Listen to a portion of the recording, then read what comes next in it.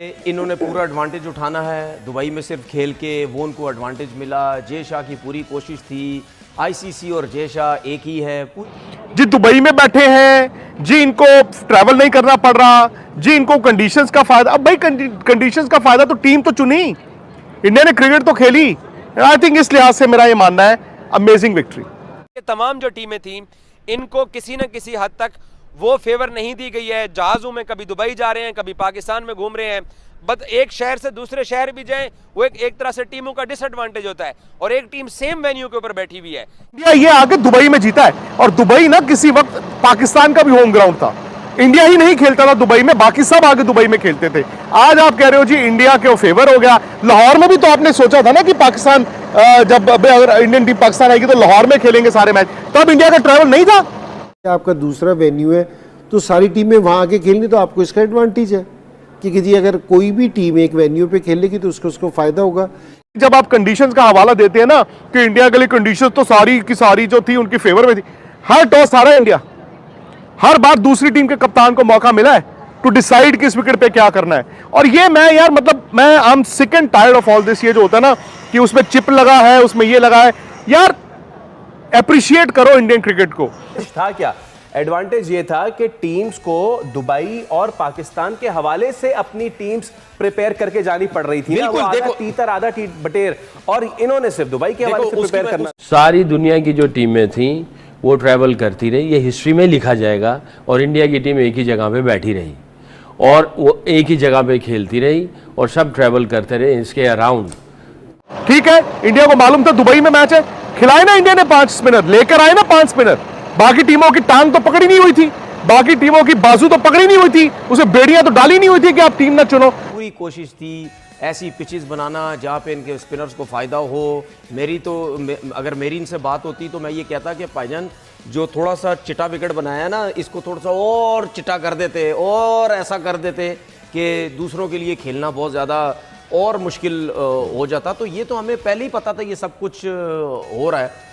दोस्तों, champion trophy में आखिरी तक वेन्यू का नारा लगाते रहे पाकिस्तान के मीडिया और पाकिस्तान के फॉर्मर क्रिकेटरों को विक्रांत गुप्ता ने जिस तरह से धोया है, यह देखकर आपको मज़ा आया होगा। और आगे देखिए कि विक्रांत गुप्ता किस तरह से पाकिस्तानी मीडिया की वाट लगा रहे हैं। मैं ये कह रहा हूँ इस न्यूजीलैंड के अलावा एक आधी और टीम के अलावा चू चू चे चे चीची हर कहीं से हुई।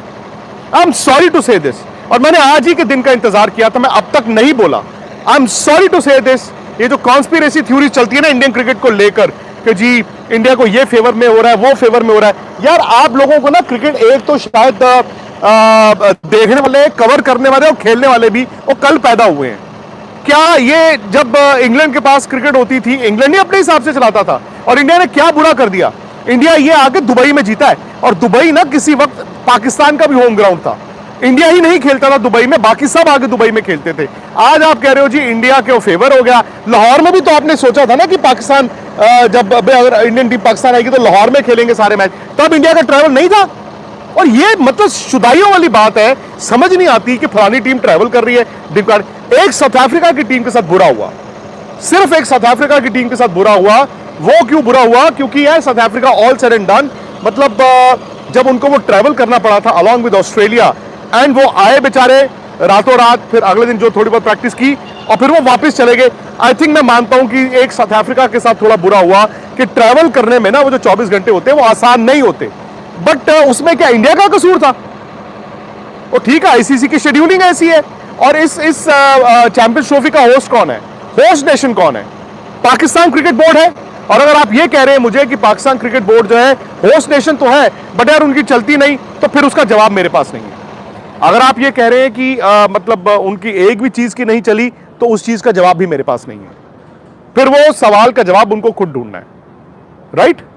एक टीम एक वेन्यू के ऊपर बैठी हुई है, वो टीम सेमीफाइनल भी सेम वेन्यू पे खेली है, वो टीम अपने राउंड मैचेस भी एक वेन्यू पे खेली है, एक ही वो होटल इस्तेमाल कर रहे हैं, एक ही बस इस्तेमाल कर रहे हैं, उनको फ्लाइट बदल बदल के आना नहीं पड़ रहा। अब देखें साउथ अफ्रीका पहले वहाँ गया, कराची से उड़ के दुबई गए, न्यूजीलैंड भी दुबई गया, फिर वापस दोनों टीमें यहाँ पर पहुँची सेमीफाइनल खेलने के लिए। और आज न्यूजीलैंड की टीम यहाँ से खेली है, सुबह ये ट्रैवल करके दुबई पहुँचेंगे, कल ये रेस्ट करेंगे, परसों ये ट्रेनिंग करेंगे। Indian cricket team same spot के ऊपर बैठी हुई है। आज तो गंभीर ने प्रेस कॉन्फ्रेंस भी कर ली, तो वो सेम स्पॉट के ऊपर बैठे हुए हैं, एक ही जगह के ऊपर बैठे हुए हैं, एक ही होटल इस्तेमाल कर रहे हैं। तो उनको ये एडवांटेज है, और ये एडवांटेज हाइब्रिड मॉडल की बुनियाद के ऊपर इंडिया को पता था कि हम अगर इसी तरीके से जिद करेंगे चैंपियंस ट्रॉफी के लिए हाइब्रिड मॉडल पे आईसीसी को पुश करेंगे तो हमें उसका फायदा होगा। तो इंडिया जो लोग इंडियन क्रिकेट को टारगेट कर रहे थे इस चैंपियंस ट्रॉफी से पहले, इस चैंपियंस ट्रॉफी के दौरान, फाइनल से पहले, फाइनल के दिन, आई थिंक पूरी दुनिया कंबाइन हो गई थी। ये मैच सिर्फ इंडिया वर्सेस न्यूजीलैंड नहीं था, ये मैच ना India versus rest of the world हो गया था। जी दुबई में बैठे हैं, जी इनको ट्रैवल नहीं करना पड़ रहा, जी इनको कंडीशंस का फायदा। अब भाई कंडीशंस का फायदा तो टीम तो चुनी, इंडिया ने क्रिकेट तो खेली।